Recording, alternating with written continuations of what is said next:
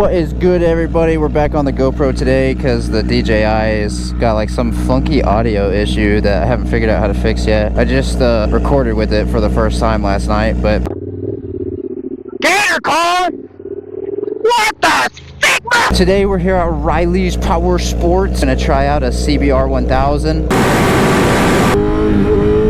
I've never rode a CBR 1000 before, so today's the day to give it a try. Yart. GoPro looking good in there. Sheesh. I've always heard that the CBR 1000 is the slowest 1000 of all the brands. This thing I don't think has ABS, so I'm excited to see. This is a little bit older of a model. I don't know what year it is. Let me see. 2009.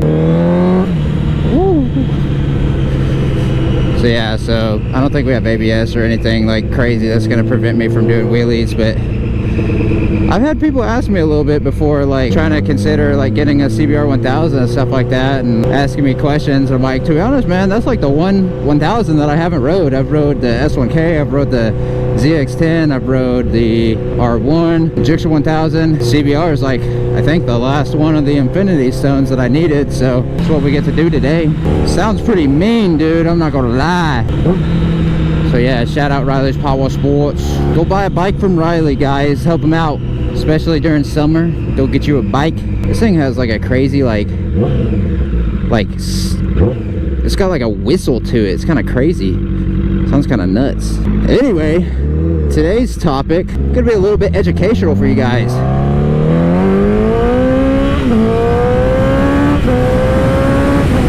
Well, I wonder if this thing has gas.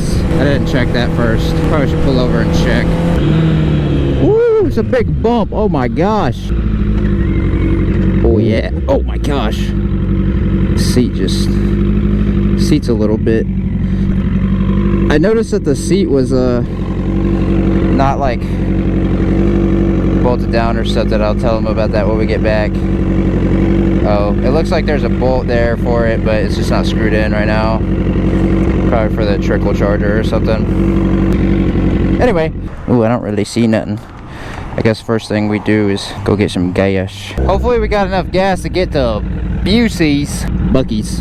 Anyway, today's topic is a story time of something I've been going through recently for like the last 2 months or something maybe. If y'all have been keeping up with the channel, I sold my truck back in February, and I had a car and a truck that were both kind of clappers. I sold them both and I got a new truck. Well, anyway, you're supposed to take your plates off when you sell a vehicle, and I knew that, but I didn't do it on the truck. Well, I guess technically I didn't do it on either one of them. The car I sold to a friend, the truck I sold to a random guy, and this guy was freaking sketchy, dude. I wanted to take the plates off. I had to deliver the truck to him to be able to sell it though, and then I wanted to take the plates off, but then once I was like around this guy, I just had that like gut feeling, you know, that just made me want to get out of there. I was like, I just want to, I don't know why, I just want to take the money and leave. Like, I don't like being around this guy, you know. It just, I don't know, just bad vibe, I guess. So I didn't take the plates off, but I was like, well, you know, he claims that he has like a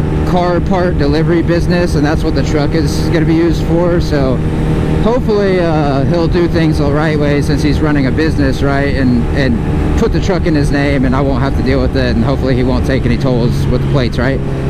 Well, anyway, a little bit of time goes by. We get a $70 toll bill for the truck. I'm like, damn, okay. And the truck was in my dad's name because it was something he bought for me when I was like 15. It was like 2,500 bucks back in the day, just kind of getting it in advance so I would have it when I was 16. So, but it was in my dad's name. So the tolls have been going to him. So I sent him the thing. I was like, hey, you need to do this vehicle transfer notification. Get that thing like unregistered from your name after this toll bill, you know. So we do that. I did have information for this guy, but I didn't do like a proper bill of sale, which also, that's another thing. I guess you should always do a proper bill of sale and really get all the correct information. But I didn't do that, but I did have a picture of his license and stuff like that. So like, we had enough to be able to fill out what we needed to fill out for the vehicle transfer notification. So then anyway, he's still been taking tolls, so we submitted that to the toll company. We submitted the transfer notification.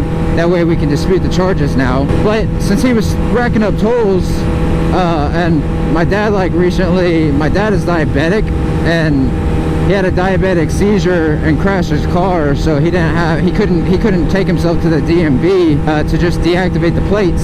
And I work like the exact same hours that the DMV is open, so it's like it's just been like a all around like crap situation. So what we were trying first is like we were gonna go to the address on his license and see if we can take the plates back. Well, we go to take the plates back and can't find the truck anywhere. And so I don't know if this is allowed or not, so I won't name any names, but through some people we had a background check ran on this guy. We go to look for the truck and try to take the plates off, can't find it, so we go, it's like, okay, we'll just eat dinner real quick, we'll come back, we'll see if he's back now. Okay, well, in the time while we were eating dinner, we get the information back on the background check for the guy. Turns out he's a gang member, multiple homicides and murder attempts or something. I don't know if it's like successful or just attempted, and then violent against police officers. So we're just like, wow, okay, that's kind of scary, you know, because our plan was kind of just to, you know, I kind of wanted to like knock on the door and talk to him first and be like, hey dude, you're racking up tolls. Like, I don't know if, because he claimed when he bought the truck that, oh, there's a 7-Eleven right there, why don't I just go there? I like noticed that I was passing a gas station, but I forgot that the whole point was that I was going to get gas. Anyway, so I was kind of thinking, well, maybe I could just talk to this guy, like before knowing this, and because he says that the truck was for one of his drivers. So I was like, hey, like, do you know your driver's racking up toll bills? Like, this is still going to us. Can we take the plates? And, you know, if he's generous enough, maybe pay us back, but wasn't really expecting that. Just wanted to at least take the plates back. And then we get that information, and it's like, okay, well, I guess throw all of that out the window, because I don't think any of it's happening. But he has a couple active warrants right now, so he's bouncing around, I guess. He's not even in the same place. So anyway, we couldn't get the plates, but we are gonna, I guess, be able to try to dispute the charges at this point after submitting the vehicle transfer notification to the toll road. But long story short, guys, what tips can we take from this? First of all, when you sell a vehicle, take the plate off. It doesn't matter if they're going to be driving home with no plates. If they do a bill of sale and all that stuff, they'll probably be fine if they get pulled over. When I bought my truck, the guy took his plates off. I managed to make it home without getting pulled over, but even if I did, I probably would have been okay. Secondly, if you don't take the plates off, you can go to the DMV and have your plate get deactivated. So if you sell your car with your plates, go the very next day to the DMV and just get them deactivated, okay? Because if you just do it right away the next day, chances are they probably won't have taken a toll road unless they literally take it to drive home. And at the very least, you'll be able to like only have like a small charge or probably no charge, right? So either sell it with no plates or immediately go the next day, deactivate it at the DMV. If you haven't done that and you're getting charges, also just do this in general. Vehicle transfer notification, fill that out after you sell the vehicle so that it cannot be registered to you anymore. And if you do get toll bills, submit the vehicle transfer notification to the toll company. After that, I think that's about all you can really do. Now, let's see how this foot brake works. Seems like it's alright. Does this thing have a gear indicator, or are we just guessing? So I think I'm in third gear right now, but I'm not totally sure. Alright, let's see how this thing wheelies. YouTube, this is a private road. Okay. Probably not whatever gear we're in. Let's just go. Okay, that's... damn it. Now it's gonna... Alright, second gear. Let's see. Test that foot brake. It's kind of mid.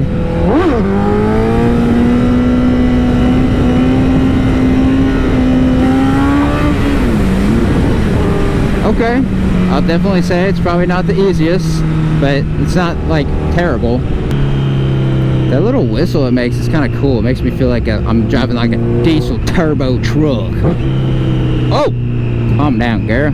This thing's kind of vibrating my balls a little bit. No cap. Yeah, check out this little view. Little thumbnail right here.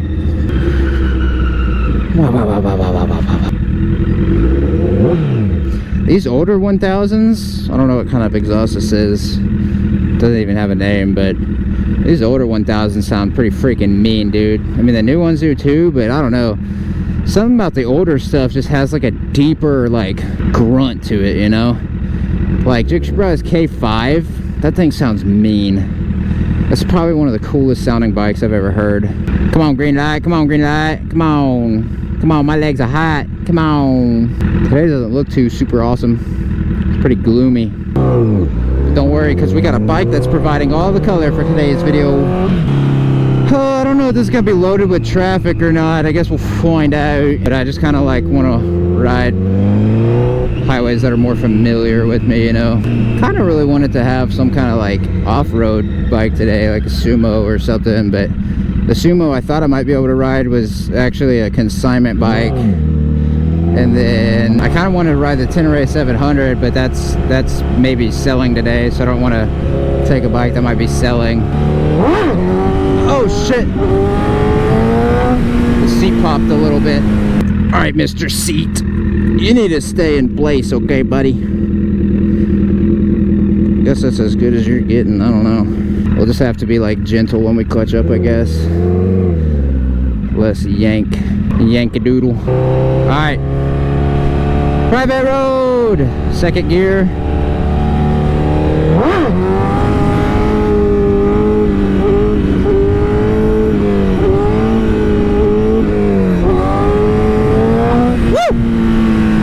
It doesn't have a super dippy dip. It's like a real quick fling you back down kind of dip. I mean, I do have to go a little deeper in it, I guess, to extend how long we coast it, but yeah, it's not like insanely hard, but it's not so easy, you know.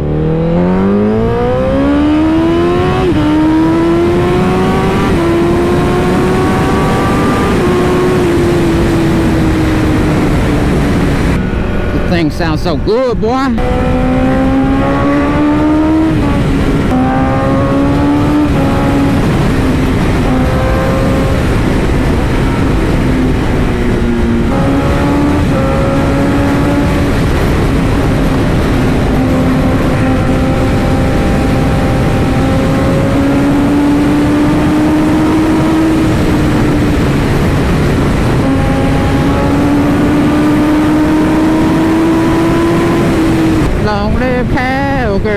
Never gonna settle on down, girl. Like a Mustang, one hand on, I'm getting you thing.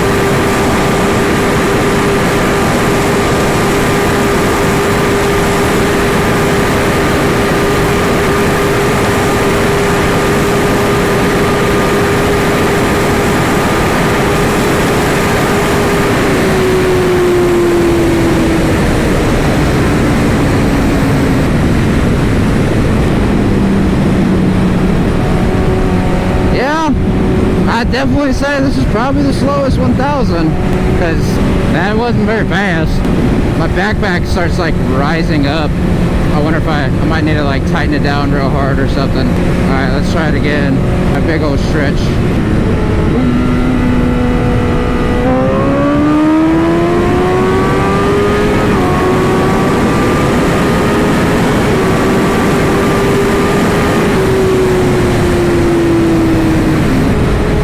Fast enough to fold the mirrors in every time. Oop. To be honest, after riding the S1K, I don't like this at all. Which I know it's like a little bit newer, but the S1K like blows this thing out of the water. Yeah, I was kind of debating between like an older Gixxer 1000 or this today, and I kind of really wanted to ride the Gixxer instead, but I wanted to do this thing just since I never rode one. But yeah, I don't know. Not really my cup of tea.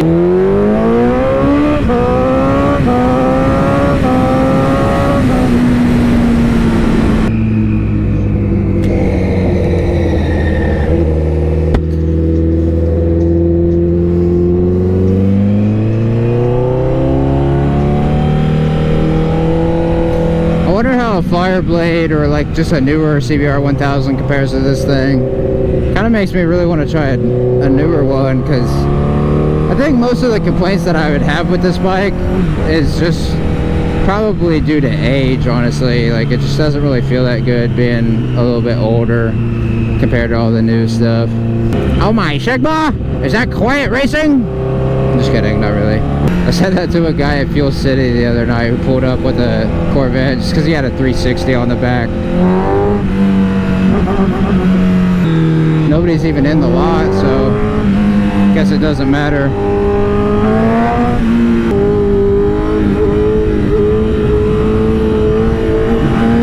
Recording? I don't even remember. Okay, my GoPro either died or overheated, so we just pulled over and swapped batteries. Now we're getting back to the road. Getting back to the road. How do you say? How do you talk like Irish? Getting back on the road. Getting back on the road.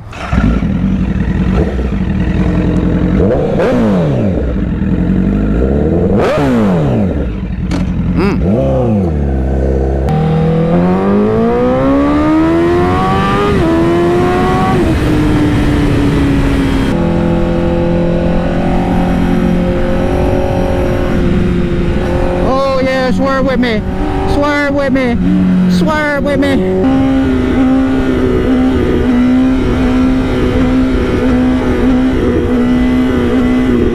This bike is hard to wheelie, man. I ain't gonna lie, it kinda hard. It kinda hard. But we do it though. We get her done. Not as epic sauce as other ones though. I'm sure I could master it if I like really wanted to. I spent more than like 20 minutes on it, but I would also definitely want to make sure the seat is bolted down, because sometimes when you're like working the foot brake a lot, like my butt will pop off the seat a little bit to like, I partially do it as a way to smooth out like if the wheelie is like rough or like foot brake is rough or something. So if I pop my butt off the seat right now though, I don't know if it's just gonna fly off or not. So yeah, anyway, if you guys want to buy this bike, check out Riley's Power Sports. If you want to buy his other bikes, check out Riley's Power Sports. They got a M1000 on consignment right now. They got Husqvarna Supermoto. They got Jixer 1000s, R6, bunch of beginner bikes. Check them out. I wasn't recording, but that guy just asked me to do a wheelie, so I did a wheelie for him. Anyway guys, that's gonna wrap up my review. If you want to see more reviews, maybe I'll just start coming up here every Saturday or something, trying to find something new to ride. I don't know, let me know. It's pretty far from my house though, so I guess it just depends on what I got going on. I didn't really have too much going on today, so oh yeah. Anyway, thank you for watching. I love you. Bye.